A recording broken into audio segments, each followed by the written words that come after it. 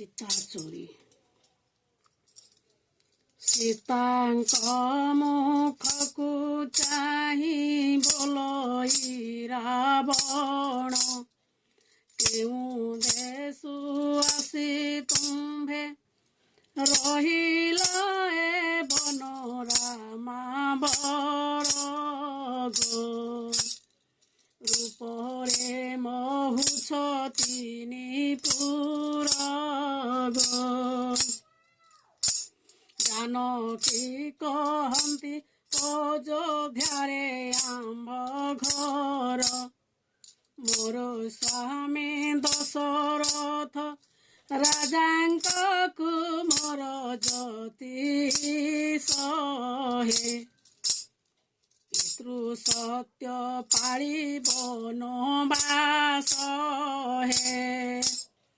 ରାବଣ ବୋଲଇ ଆଗ ଶୁଣ ଚାନ୍ଦ ମୁହିଁ, ଜାଣିଲି ତୋ ପତି ନିଶ୍ଚେ ଅଧର୍ମୀ ଅଟଇ ରାମାମଣି ଗୋ। ବନସ୍ତେ ରଖିଛି ତୋତେ ଆଣି ଗୋ। ଶୁଣିଣ ବୋଲନ୍ତି ସୀତା ଶୁଣ କପିମଣି, ଅକାରଣେ ନିନ୍ଦା କରି କହୁଅଛ ବାଣୀ ତୁମ୍ଭେ ଜ୍ୟୋତି ହେ। ମୋର ସ୍ୱାମୀ ତ୍ରିଭୁବନପତି ହେ। ଶୁଣି ପୁଣି ବୋଲଇ ଯେ ବିଶ୍ରବାର ବାଳ, ତୋତେ ଦେଖି ମନ ମୋର ହେଉଛି ଆକୁଳ ଛାଡ଼ି ସୁଖ ଗୋ। ବନସ୍ତେ ପାଉଛୁ ଏତେ ଦୁଃଖ ଗୋ। ସୀତା ଦେବୀ କହୁଛନ୍ତି ଶୁଣ କପିବର, କେଉଁ ଋଷି ଅଟନ୍ତି ଯେ ତୁମ୍ଭର ପିଅର ସତ କହେ। କନେ ଶୁଣି ଯାଉ ମୋ ସନ୍ଦେହ ହେ। ରାବଣ ବୋଲଇ ଆଗ ଶୁଣ ମୃଗନେତ୍ରୀ, ମହାଜ୍ଞାନୀ ପଣ୍ଡିତ ବିଶ୍ରବା ମହାଜ୍ୟୋତି ସେ ମତାତ ଗୋ। ରାବଣ ମୁଁ ତାଙ୍କ ଜ୍ୟେଷ୍ଠ ପୁତ୍ର ଗୋ। ଠାକୁରାଣୀ କହନ୍ତି ହେ ଦଣ୍ଡେ ରୁହ ଜ୍ୟୋତି, ଏହି କ୍ଷଣି ଆସିବେ ଲକ୍ଷ୍ମଣ ରଘୁପତି ତୋତେ ଦେଖି ହେ। ଭୋଜନ ଦେଇ କରିବେ ସୁଖୀ ହେ।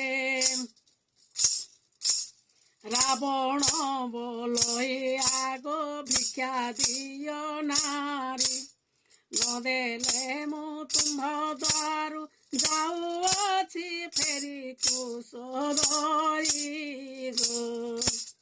ଧର୍ମନାଶ ହୋଇବ ତୁମ୍ଭରି ଗୋ। ରାବଣ କଟାଳ ଶୁଣି ଫଳମୂଳ ଘେନି, ନିଅ ବୋଲି ପର୍ଣ୍ଣକୁଟି ଦ୍ୱାରେ ରାମାମଣି ତପିବର ହେ। ଏହା ଖାଇ କ୍ଷୁଧା ଶାନ୍ତି କର ହେ। ଜାନକୀ ବଚନ ଶୁଣି ରାବଣ କହି, କେହ୍ନେ ଭିକ୍ଷା ଦେବ ଶସ୍ତ୍ର ଗଣ୍ଠି ତଳେ ରହି ନୁହେଁ ବିଧି ଗୋ।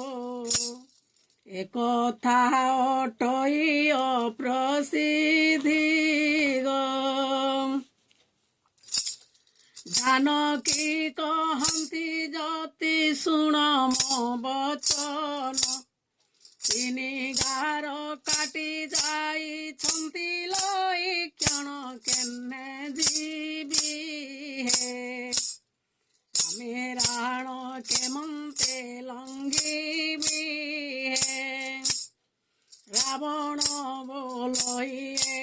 ଦ୍ୱାରେ ଭିକ୍ଷା ମୋର ଏକ ଦ୍ୱାରୁ ଭିକ୍ଷା ନେଇ କରଇ ଆହାର ସତୀ ଶୁଣ ଗୋ ଏହି କ୍ଷଣି ଯିବ ମୋ ପରାଣ ଗୋ ପୁଣି ବୋଲେ ବିଂଶ ବାହୁ ଶୁଣ ରାମ ବର ବାମ କରେ ମେଣ୍ଟାଇ ଦେଉଛି ତିନି ଗାର ଆସ ଆସ ହେ ଭିକ୍ଷା ଦେଇ ମୋର ମନ ତୋଷ ଗୋ ଏହା ଶୁଣି ବାମ ପାଦ ଟେକି ରାମ ନାରୀ ଭିକ୍ଷା ଜନ୍ତେ ଦୈତ୍ୟ ନେଲା ବାମ ହାତ ଧରି ହରି ନେଲା ହେ ସଦାଶିବ ଗୀତରେ କହିଲା ହେ ହରି ନେଲା ହେ ସଦାଶିବ ଗୀତରେ କହିଲା